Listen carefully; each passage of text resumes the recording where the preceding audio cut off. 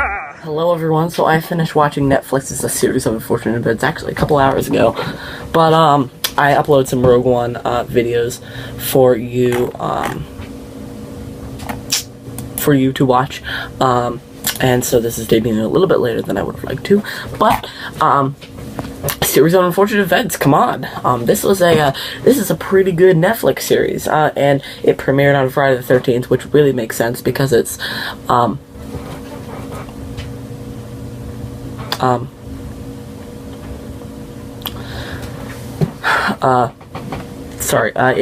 it's very dark in its humor and its story, but it's a good series. I'll tell you when spoilers are going to begin to come up. So, anyway, I'll talk about the cast and characters in a minute. Sorry the sun is so bright, so it's 8 episodes. Season 1 is 8 episodes, and it adapts the four books in the series, and it was renewed for a second season, which plans to consist of 10 episodes that adapts books 5 through 9, and the third season is going to adapt the final books. So this is going to be fun, and I really can't wait for them to do this. I mean, this was a good series, as I said. It really gave us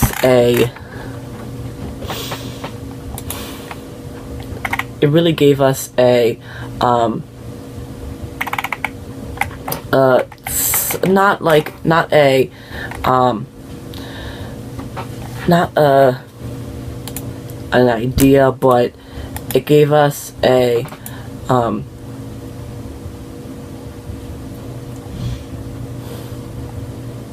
sorry, I'm a little bit distracted. It gave us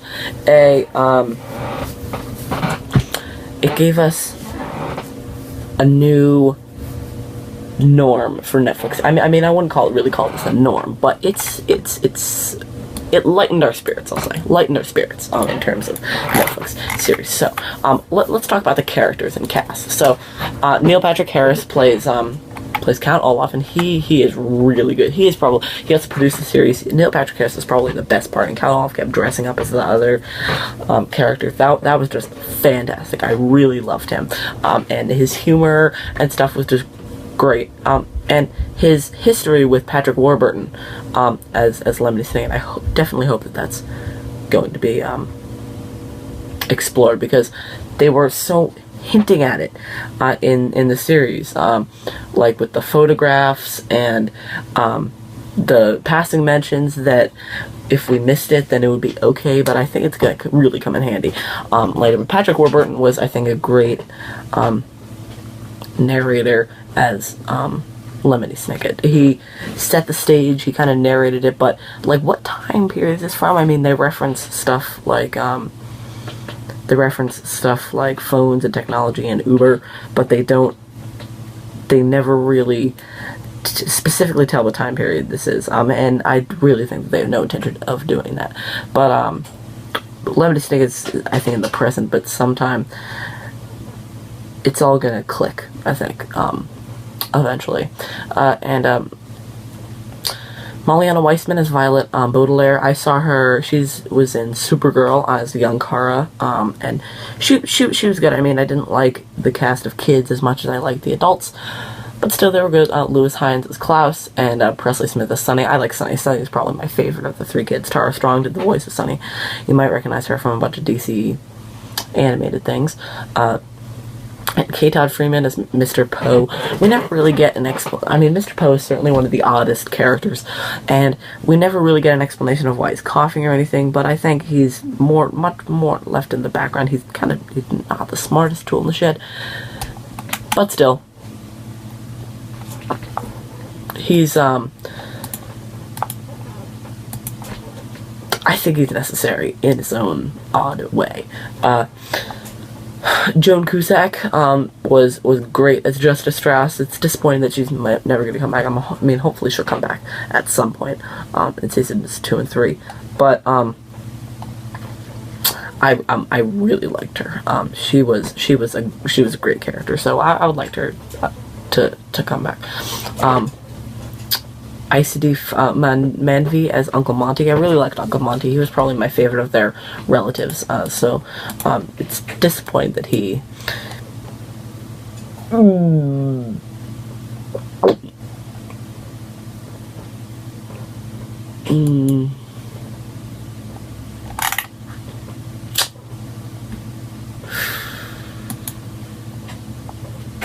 No spoilers yet.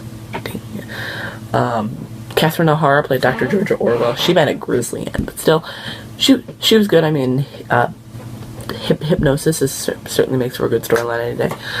Sir was a bit of an odd character, as was Charles, but still, they were I think necessary to the plot. Aunt Josephine, she was good. I think Alfred Woodard could have tried a little bit more, but still, she was pretty good. The Poe family was really weird. I didn't really like them at all.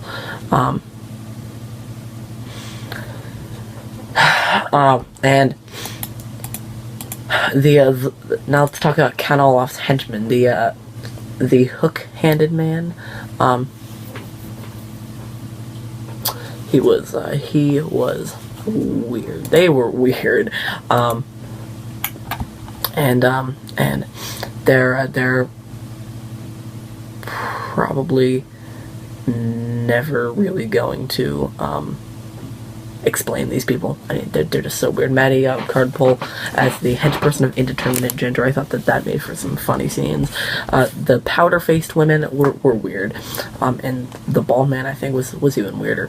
But anyway, they were like lackeys, typical evil slaves, servants, I guess.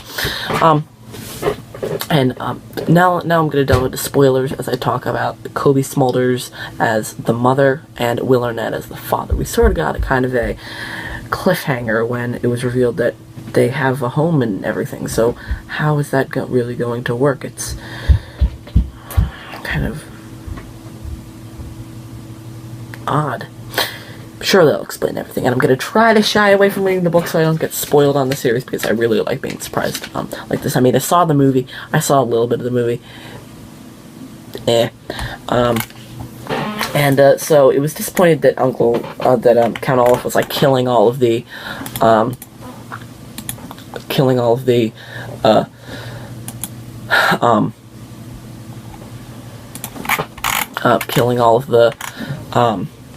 relatives, although I thought on Josephine's death she died at the same hands of the leeches as her husband. So, and Uncle Monty I think was a clever murder worthy of Clue. So now let's talk about the episodes.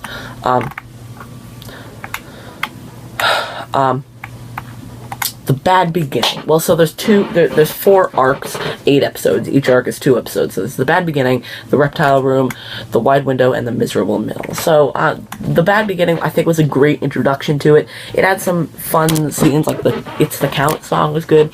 And Count Olaf's plan was a bit incest, marrying his relative. I think that's kind of weird. But he's really obsessed with getting his hand on the Baudelaire's fortune, and by obsessed I mean really freaking obsessed. But The Bad Beginning I think was just a great introduction to the series, and was one of the strongest. I think might have been the strongest arcs of this season. The Reptile Room was great. I mean, Uncle Monty was good. Dr.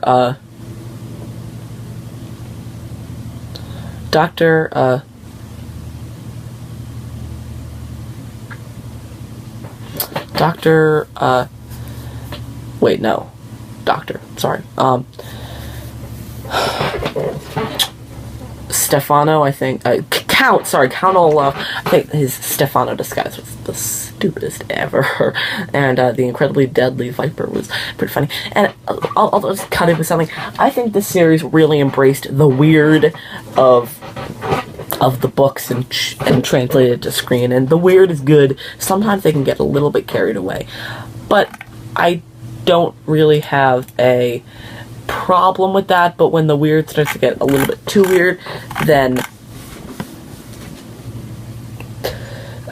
I think that it's going to get. I think when a thing gets too weird, I think it's good to stop watching, or in my case, keep watching because I like weird. The Wide Window, I think, it was a good mystery. Like, Aunt Josephine's killed and they had to figure out the clues. I really liked that. That was a great story. The Miserable Mill, I think, was a little bit underwhelming. It was a little bit slow at times. But once they introduced the hypnosis thing, that really started to pick up, and everything really made sense. So,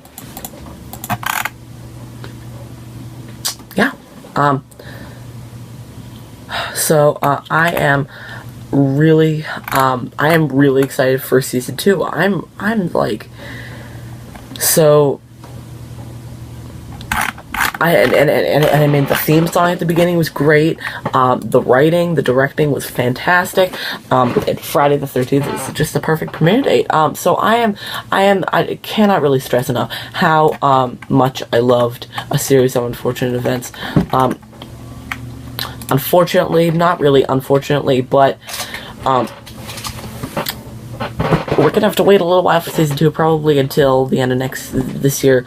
But I'm excited, and I mean, this series wasn't my favorite Netflix series of all time. Stranger Things will always be my favorite, but it was worthy of the title, a Netflix series. So I really want to know what you guys think. Spoiler and spoiler-free thoughts in the comment section below. If you haven't seen Series of Unfortunate Events, why did you watch this far? Go watch it, and then come back and tell me what you thought of it. So thank you guys so much for watching, and I will see you guys next time. I tried to make up for my absence by making this extra long video. So, thank you guys so much for watching, and I hope you enjoyed the Series of Unfortunate Events, and I'll see you guys next time. Bye!